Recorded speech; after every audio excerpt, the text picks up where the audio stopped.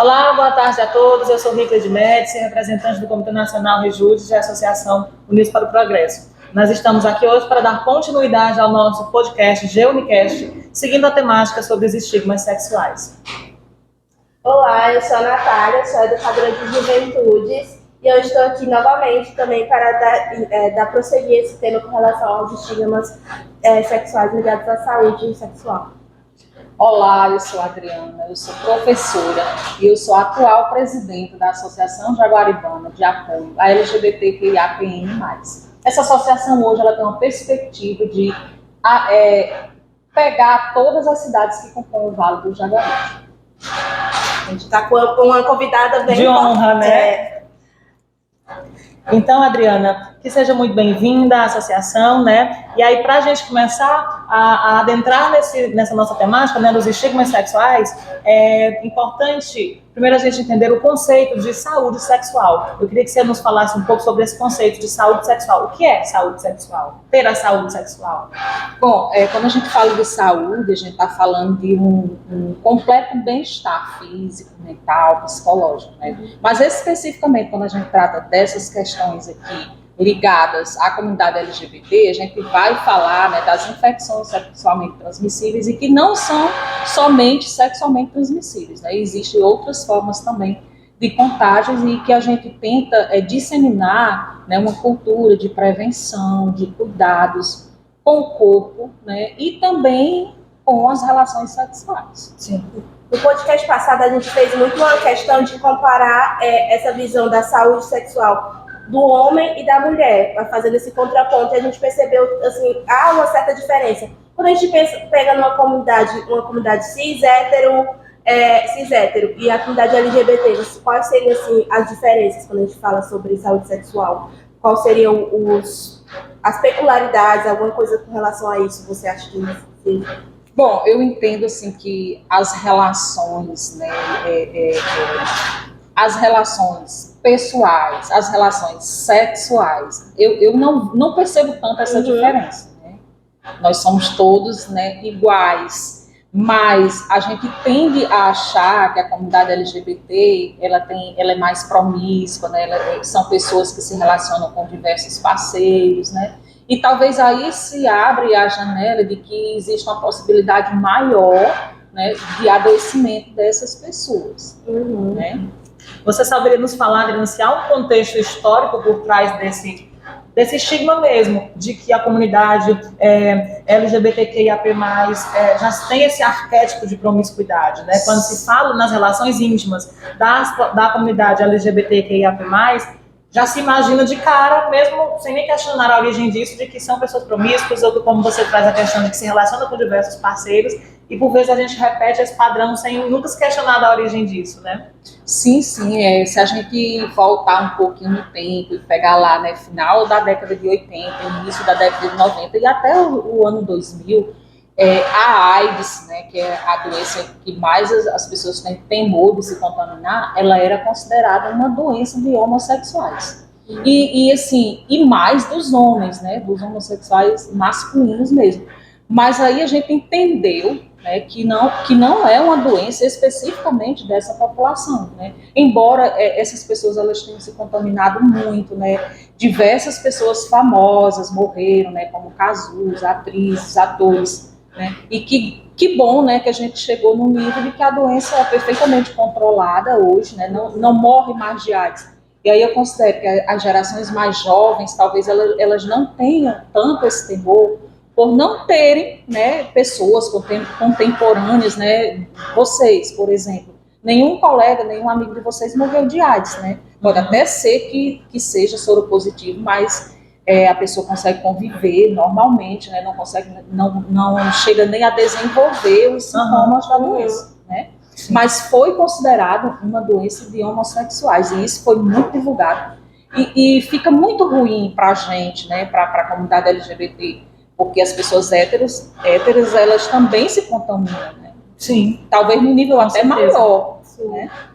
Eu acho que por conta disso, houve até um estímulo à proteção da comunidade maior do que a comunidade hétero, que ficou aquela coisa, não, só homossexual que vai pegar, eu não tenho como ter isso, porque eu não sou homossexual. Chega, tipo assim, a gente pensa que houve casos de ter rede pública passar essas coisas. Tipo, teve um campeão do BBB, o campeão foi que gritou isso. Aí depois a Rede Globo teve que vir atrás para falar que não era isso, que tinha que retirar tudo que foi dito.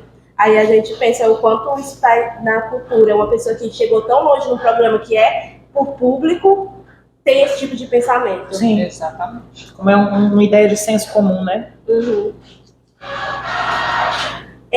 Outra coisa que eu acho, para quem está assistindo, né, não sabe, eu também participo do grupo de diversidade que tem na Cidade Alta, que é promovido pelo posto de saúde lá. Aí, uma coisa que foi muito debatida com relação à saúde no geral e a comunidade LGBT foi com relação às pessoas transexuais, que há um desrespeito às pessoas transexuais no ambiente de saúde. Uma invalidação, né? Uma invalidação no ambiente de saúde. Você já teve, assim, já presenciou casos, sei que já está mais por dentro com relação a isso?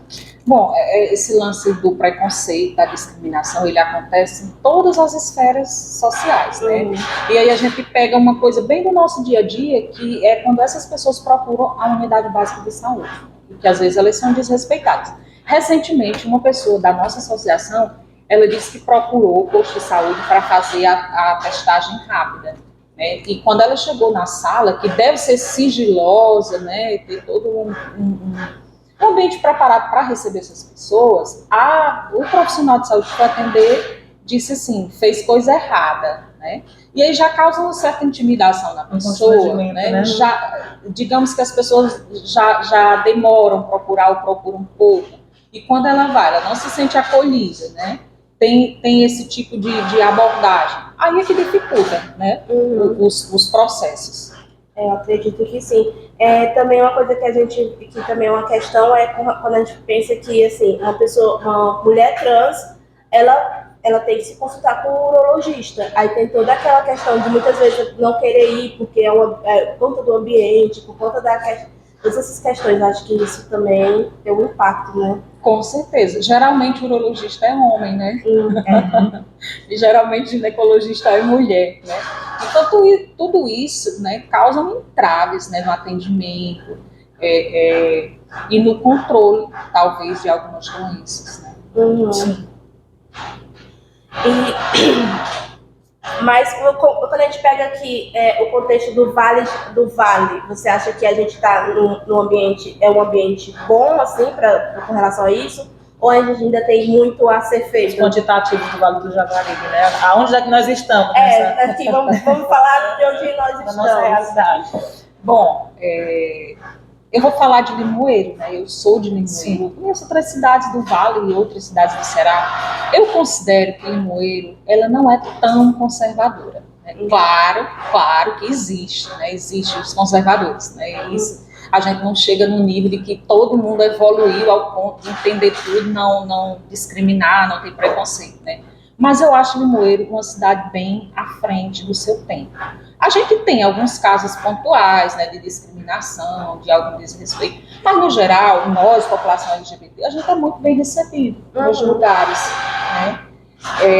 Assim, a gente não pode generalizar, né? Já tivemos casos que tivemos que fazer algumas intervenções, né? Pessoas que foram convidadas a sair e tudo. Um tempo aqui atrás, quando existia um determinado lugar em Limoeiro, né? E foi uma polêmica danada, porque 2 meninos ou se beijaram ou fizeram algum carinho e foram convidados a sair. E aí a população LGBT, né, se reuniu e teve um beijaço ali próximo à catedral, e repercutiu bastante, né? Inclusive saiu nas mídias da capital e tudo. Mas, no geral, acho que a gente está bem, né? Precisa avançar? Precisamos. Sim. Mas se a gente pegar que Limoeiro é uma das primeiras cidades do Vale do Jaguaribe a ter uma lei aprovada na Câmara Municipal por unanimidade, né, que veda toda discriminação relacionada à orientação sexual, nós estamos bem, né? Sim. Inclusive eu trouxe aqui, a lei, ela é de março de 2007, né, e o título é Veda a discriminação sexual na forma que indica e dá outras providências, ou seja, qualquer pessoa que seja discriminada pelas questões da orientação sexual, ela pode recorrer a essa lei. Inclusive ela já foi né, aplicada em algumas situações, né? Professores que discriminaram aluno, um radialista que teve uns comentários homofóbicos, né? Então eu posso disponibilizar essa lei para vocês. Pronto, Maravilha. E aí, junto a essa lei, tem também o Dia da Consciência Homossexual. Essa palavra ela está muito em desuso, mas naquela época foi aprovado assim, né? O Limoeiro teria em junho o Dia da Consciência Homossexual. E a associação ela vai tentar mudar, né, colocar um nomezinho mais adequado aos época, dias né? de hoje. Aí a gente vê assim, já existe leis contra a discriminação a nível nacional e eu acredito que também a nível estadual. E qual a importância de haver uma lei em nível municipal também para fortalecer isso? Qual seria a importância de ser aplicada também a nível municipal? Bom, primeiro ela respalda o movimento LGBT em Limoeiro do Norte, no Vale do Jaguaribe, né, e nos dá um amparo legal, né, para que quando ocorra algum desrespeito, alguma discriminação, a gente recorra a essa lei, né, e as pessoas sejam punidas, né, de acordo com o que a lei manda, certo? Então é importante, tipo assim, então poderíamos pensar até mesmo em usar o Limoeiro como exemplo para as outras cidades do Vale também. Podemos, com certeza. No Vale do Jaguaribe, eu lhe afirmo, com certeza Limoeiro é a primeira cidade. Do Ceará, ela está entre as primeiras, porque Crato, Juazeiro, a região do Cariri é uma região muito que tem muitos avanços com relação aos direitos da população LGBT. Mas Limoeiro também dá os seus passinhos, né? E a associação ela vem também com essa perspectiva, né, de fortalecer o movimento LGBT no Vale do Jaguaribe, a partir de Limoeiro, tendo em vista que a associação ela existe desde 2005 juridicamente, né? Enquanto o grupo LGBT ela existe desde a década de 90, que se originou com um grupo de homens gays, né? E a Secretaria de Saúde e uma pessoa técnica da Secretaria de Saúde ela desenvolveu um projeto chamado Arco-Íris, que era justamente para combater, né, trabalhar a prevenção da AIDS, que naquele tempo estava muito, né... Era um estigma maior, Isso, era um estigma muito maior. Então, esse projeto, a Secretaria desenvolveu com esse pequeno grupo de homens gays, mas o grupo cresceu e tomou a proporção de que pensaram, né, em transformar em associação. E é a associação hoje, a Jaguar. É muito interessante quando você traz todos esses conceitos, porque, por exemplo, eu, apesar de tudo, não conhecia a associação, nunca havia ouvido falar sobre esse projeto Arco-Íris, né? E quando você traz essas questões também legislativas, traz aquele sentimento de segurança, né, de apoio, até para dar conhecimento às pessoas heterossexuais, né, que muitas vezes sabem que não tem, mas até da própria comunidade. A gente sabe que há pessoas que não se sentem protegidas e nem sabem que existem ainda, né, essas leis de proteção e de combate. E aí, adentrando um pouco no âmbito de saúde, eu queria que você falasse um pouco do aparato. O Limoeiro tem aparato para prestar um bom atendimento quando necessário à comunidade LGBT? Como que anda o Vale do Jaguaribe nesse sentido, se você tem conhecimento sobre isso? O ideal era que as cidades, né, ou pelo menos as cidades consideradas polo, né, como Limoeiro que tem uma policlínica, tem um hospital regional, existisse um centro de saúde direcionado para a população LGBT.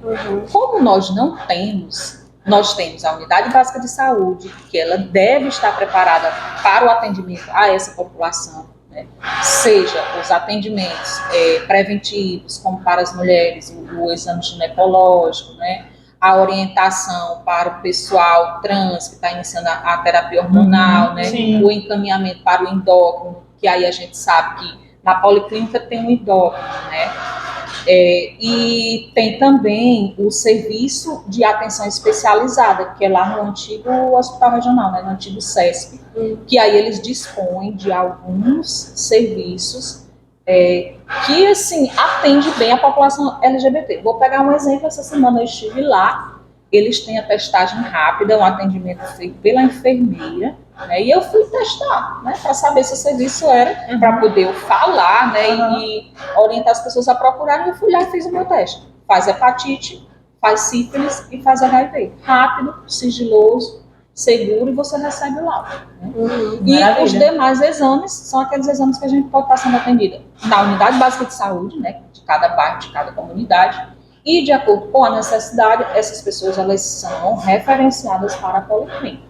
Não temos um serviço específico para a população, mas nós temos esses serviços que atendem também a população LGBT. Então, com a questão hormonal das pessoas trans, já é possível fazer isso no Limoeiro ou ainda é preciso Dar início à terapia hormonal? É possível dar início. Agora, outras orientações só lá mesmo com o médico, né, que atende na policlínica, mas é possível você iniciar, né? Você passa pelo médico da unidade básica de saúde, de acordo com a sua necessidade, você é encaminhado para um endócrino e lá ele vai trazer outras orientações. Coisa boa. É um grande progresso, né? Sim, já é um passo que... tipo assim, caminhando aos poucos a gente chega lá, né? Sim. O que é importante é não ficar parado. Exatamente. Uma coisa vai puxando a outra, né? E uma coisa que é importante é as pessoas procurarem o serviço. À medida que gera demanda para o município, força o município a ir atrás, né, daquele serviço. É muito importante trazer isso. Por exemplo, não existe no município de Limoeiro o PrEP, que é um tratamento, né, uma medicação que você faz uso quando você acha, né, quando você... A pré-exposição, né? Você acha que vai se expor, né? Tipo, eu não tenho um parceiro definido, né? E aí por questões de prevenção, de cuidado, eu tomo a medicação, né? Esse serviço não tem aqui em Limoeiro ainda. Mas também, assim, a gente não sabe precisar se existe demanda, se as pessoas estão procurando, entendeu? Porque à medida que tem muitas pessoas procurando, consequentemente o município vai ofertar sobre demanda, né? Eu acho que é também uma questão de uma educação sexual meio de disseminar falha. né? Falha. Porque, por exemplo, eu falo da minha época. Na minha época, a educação sexual era algo muito comum, corriqueiro, de eu estar no 7º, 8º anos e ter, tipo, uma feira de ciência e pessoas ainda do Fundamental 2 explicando como se usa preservativo, todas as questões de infecções sexualmente transmissíveis. E hoje em dia isso é muito mal visto. A educação sexual ela é posta como um tabu, que não, vão ensinar as crianças a transar ou causar essas questões. Então acho que vem muito por essa pauta também, né? Houve um retrocesso muito grande, né? Não vale a pena mais nem comentar, porque graças a Deus passamos da idade das trevas, né? Sim. Mas houve um retrocesso com relação a isso. Né? Imenso, né? E sexo não é para ser tabu. À medida que a gente proíbe, que a gente não fala, a gente abre as portas, né, para as doenças sexualmente transmissíveis, para uma alienação também, para alienação, para a gravidez na adolescência, né, e para tantos outros problemas que estão ligados a isso, a desinformação. Sim, a gente vai entrar agora em maio tem o 18 de maio, né, contra o abuso sexual infantil, também com relação à adolescência, e é um assunto que a gente fica até meio assim, porque há muito agora essa resistência, há uma resistência de falar esses assuntos para com as crianças. Sim. E aí há uma proporcionalidade inversa, né, porque ao mesmo tempo que a gente vê que esse tabu vai crescendo, os conteúdos que são disseminados nas mídias sociais são de cada vez mais influência, né, as atividades sexuais precoces, digamos assim, né, enquanto o conhecimento ele vai havendo uma influência à alienação, né, da população. Então, cabe a reflexão de como nós estaremos daqui a 5, 10 anos, né, assim, os índices de disseminação das ISTs, né. E se houve esse retrocesso com relação à educação sexual, imagine as questões de gênero, né?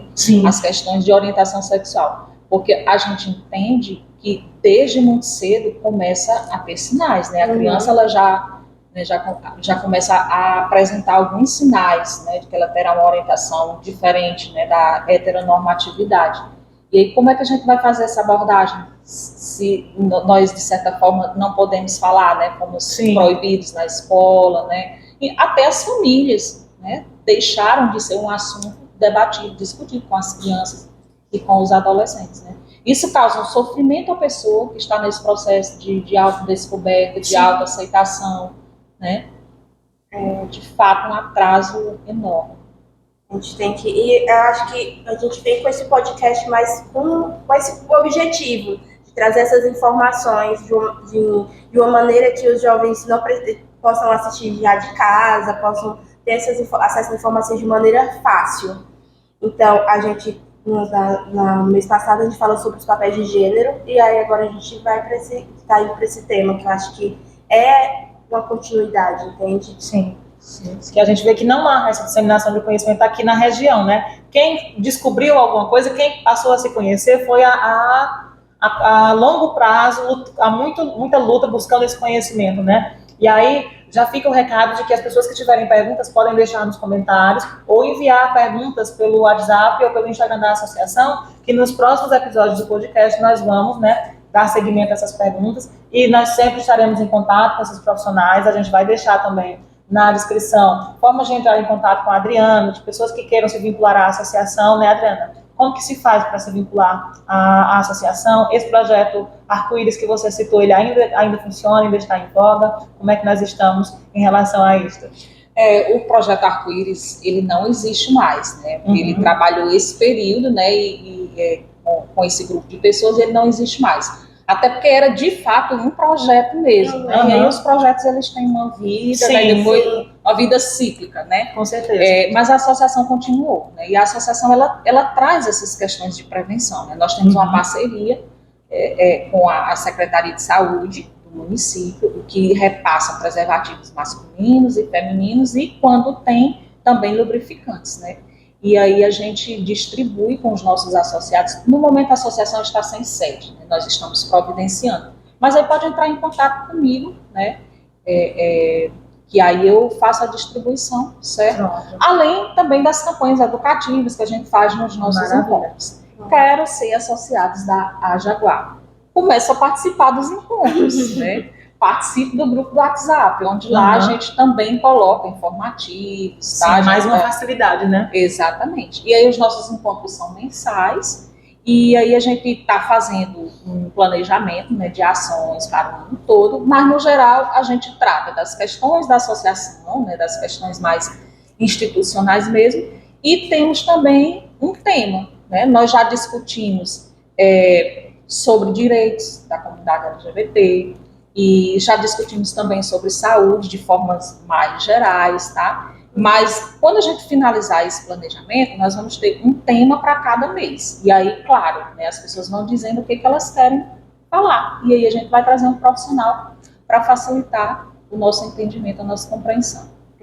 Que coisa boa. É muito bom poder ter esse espaço para as pessoas se informarem também. Eu acho que até mesmo a questão de você conhecer outras pessoas, conhecer outras vivências, também tem muito a acrescentar, né? Com certeza. Eu digo sempre que nos fortalece enquanto indivíduos e enquanto grupos, né? Enquanto grupo LGBT, né? E a associação, ela é esse espaço do acolhimento, né? De você poder chegar, sentar, conversar, né? Com alguém interessante, que a associação ela tem diversas faixas etárias, né? Ela tem pessoas com 50 e poucos anos, e aí ela vai ter pessoas com 17, 18 anos. Nós temos um membro da associação que eu esperei fazer os 18 anos para poder ele fazer parte da associação, porque ele ainda era menor de idade, né? E isso é muito bacana, né? A gente traz o passado, as experiências, as vivências, com a ousadia, com a força da juventude, né? Eu acho isso fantástico. Então, Adriana, em nome da associação, em nome da Rejúdice, eu gostaria de agradecer a sua presença, a sua disponibilidade aqui para debater conosco, né, esse tema que é tão corriqueiro, mas que ainda assim é um tabu tão grande. Nosso podcast vai estar disponível no YouTube e provavelmente no Spotify também, após os processos de edição que a Natália vai fazer, né. Agradeço desde já a todos os que nos assistem, deixem as suas mensagens, deixem seus comentários, suas curtidas, as suas dúvidas podem deixar também, que ao longo das edições nós vamos estar atendendo as dúvidas de todos e convidando sempre pessoas salutares como a Adriana, que trazem muito conteúdo e conhecimento para ajudar nesse processo, né, de autodescoberta e de autoaceitação. Então, obrigada a todos. Até o próximo episódio.